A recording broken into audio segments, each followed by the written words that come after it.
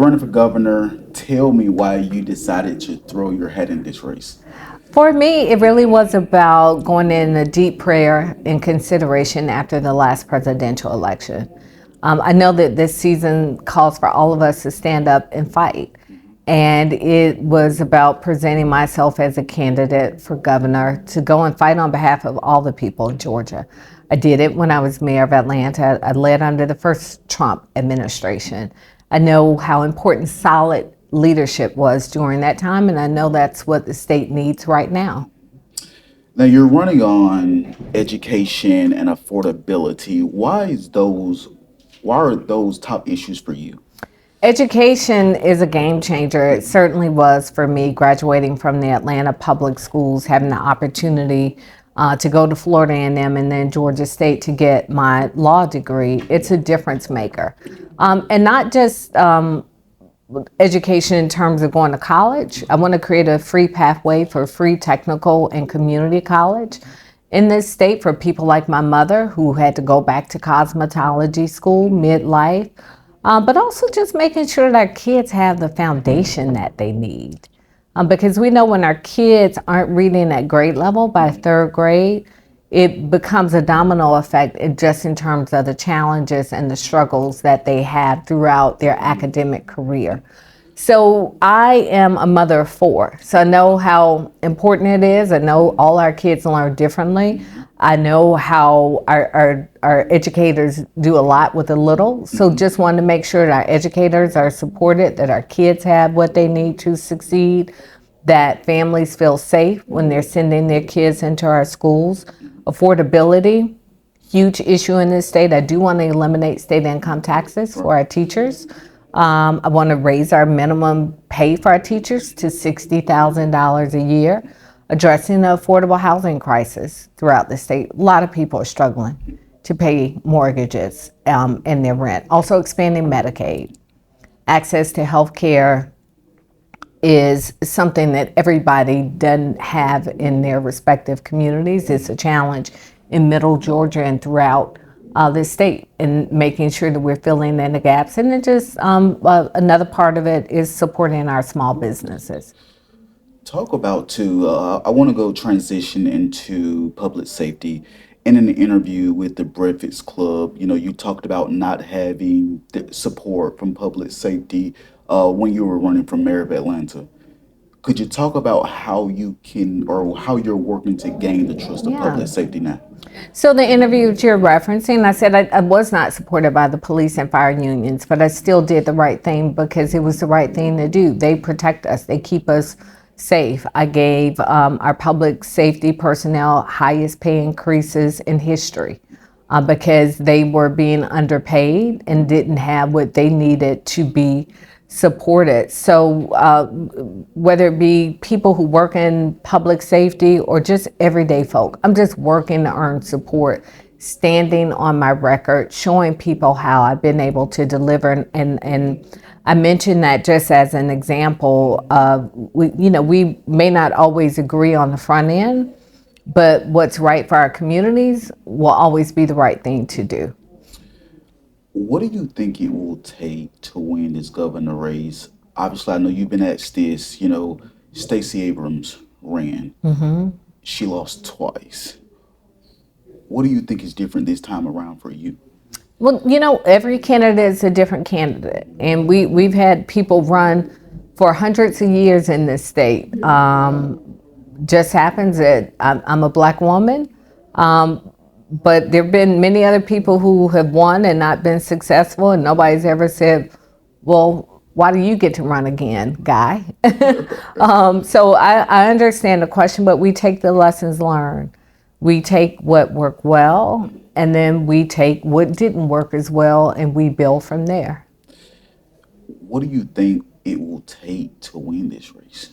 It's going to take for people to show up and vote like their lives depend on it. This is a very important election. We hear it said repeatedly. This is the most important election of our lifetimes, but the stakes keep getting higher. It's going to take for me to earn the votes of people across the state, not taking anybody for granted, not resting on name recognition alone, letting people know how I will deliver for them, how I will deliver for their families and their communities, and just asking people to get out and support our campaign. We've not had a woman governor ever in the state of Georgia, to my knowledge. You would be not only the first woman, but the first black woman to be governor. What would that, being on that side of history, mean to you? Well, I'm thoughtful of it just in the context of my family's history in the state. On my maternal grandmother's side, we can trace our family to a plantation in Crawfordville, Georgia. So I know that I am at least a fifth generation Georgian, going to some people who were once enslaved in Crawfordville, Georgia. My grandfather was from Monroe and Winder, so my roots are deep in this state. So I think of it more just personally in that context of all that my ancestors endured, and I'm sure all that they hoped for. And to know that I am now a candidate, I'm sure exceeds every dream they probably thought possible. It would be just an enormous honor to serve as governor of this state. Obviously, I am a black woman, but more importantly, I'm a strong leader, a battle-tested leader. And I hope that's what people see when they go and cast their votes. What is your thoughts on the current state of the economy? Do you feel like it is a slap in the face to people like John Lewis, Martin Luther King? Yeah, as we're talking about not only the economy, and then we talk about Martin Luther King Jr., and just before he died, he was really pushing toward economic freedom. That was the reason that he was in Memphis, Tennessee, to talk to striking sanitation workers. So I'm thoughtful just of all the things that generations before me fought for in these battles we thought had been won. We released a voting rights plan yesterday. This attack on access to free and fair elections and fair representation, those are battles that I thought had been fought and won on my behalf before I was born. And now we're still fighting. So it is, it's in some ways it's difficult to believe, but in other ways it's really not.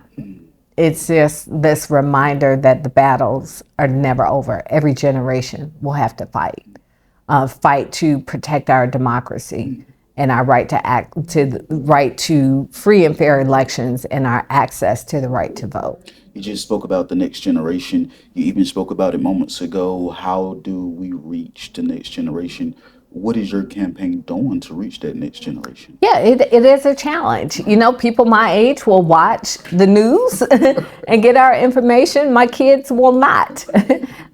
So I'm always thoughtful about how they get their information. I have four kids, young people. My 18-year-old, my 24-year-old have cast votes for me. So how do they get their information? It's not going to be watching me on Channel 24. They would get their information through their devices. TikTok, Instagram. That's right, YouTube, Right. social media. And it's a constant challenge, making sure they're getting the information, but cutting through the clutter of information. A lot of it is not accurate information that they receive through social media, so it is a constant battle. You also talked about in another interview about ending a multi-million-dollar contract with ICE. Yes, Why did you do that? it was the right thing to do. All money is not good money. We had a multi-year, multi-million-dollar contract with ICE during the first Trump administration at our city jail. Nobody could tell me that we were not going to be complicit in the family separation crisis that was happening at that time, and I ended that contract. And when I ended that contract, other states, other counties, other cities followed suit and ended their contracts as well. If elected governor, are you prepared to work with the current president, Donald Trump? I'm going to work with anybody who wants to do right by us. And we saw the mayor of New York go in and be able to get things done and deliver for his people. I would love to know more about how he was able to do it. So the short answer is yes, on those things that we can agree upon, and those things that we cannot, I'm going to fight, as I've always done. You mentioned that moments ago. Your opponent, Rick Jackson, says he's willing to go do whatever he need to do to basically win this election. How far are you willing to go to win this election? I've said Rick Jackson may have the money, Burt Jones may have the money, Brad Raffensperger may have the money. We still have the power to vote. And as long as we have that power to show up and cast a vote, then I know we can be victorious. What do you think, going back again, just winning this, what would you think it would feel like? I try not to get too far ahead. I don't make any assumptions about that. So I haven't given a lot of thought to that. If anything, it's just thought to how I will govern. Because you run a campaign, there are elections, and then you have to lead. So just trying to be as prepared as I can as possible. That's why it's so important to be in Middle Georgia again, hearing directly from people about what concerns they have and how I can begin to create policies that will benefit people in our communities throughout the state. What did you learn coming down here today in Fort Valley from voters? Yeah, what I've learned is that many of the issues are the same. People want safe communities. They want to be able to age in place. They want to know how their communities are going to have money to spend on things that are important. How will their right to vote be protected? The issues, I think, in many ways are the same, but the starting point and how we resolve them may be different. And this is likely my last question. When you did not run for a second term as mayor in Atlanta, were you then preparing for this governor's race? I was not. I was not. I've been asked to serve in the Biden administration 3 times while I was mayor, and I wanted to complete my term. So no, it was not in preparation for this. I always said it would be a comma and not a period. In terms of my service, public service, I didn't know I'd be entering back in at this season, but here I am, and I'm glad that I'm here. I'm sorry, this is my last question. That's okay. You took a pause, a brief moment after being mayor of Atlanta. You kind of talked about some things you went through. Can you share some of what you may have went through? Yeah, I was very proud of my service as mayor. And like a lot of people, one other candidate in this race didn't seek a second term. There's another candidate who quit twice in the middle of his term. So the decision I made, just in terms of being an elected official, was not necessary. It was extraordinary in that a mayor of Atlanta normally runs for a second term, but not extraordinary during that time that people just have taken a pause. And for me, it was just about what was best for me and my family at that time.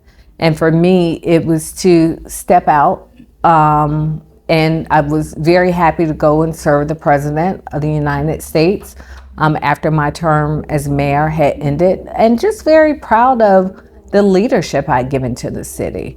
I recently published a book called The Rough Side of the Mountain, where I talk about not always prioritizing health, and for many women, we give it all. And it's often at the expense of our own health. I write about many of the health challenges that I'd begun to experience. So it was absolutely the right thing for me to do personally and for my family. But I'm very happy to be back in the ring, and very happy to be fighting on behalf of the people across the state. Why should people vote for Keisha Lance Bottoms? I'm a battle-tested leader. I've shown courageous leadership in the toughest of times. I balanced the budget in the midst of an economic downturn. As mayor of Atlanta, 4 years of a balanced budget. We didn't raise property taxes, didn't lay off employees, raised the minimum wage for our employees, in fact, to $15 an hour. created affordable housing units. We created a child savings account. We created a technical training program over at Atlanta Area Tech. I know these things can be done statewide. That's the kind of leadership that this moment calls for. We supported small businesses with grants and low interest loans. That's what this moment calls for. And I'm ready to do it on behalf of the entire state. Anything else that you want to talk about that I did not ask you? I just hope that people will get out and vote. And of course, I want them to vote for me. Please. Early voting ends May 15th. Election day is May 19th. Don't take anything for granted. The sooner we consolidate on the Democratic side, the better our chances will be of winning in November. Former Mayor Keisha Lance Bottoms, appreciate the time. Nice to talk to you. Thank you. Great Likewise. questions.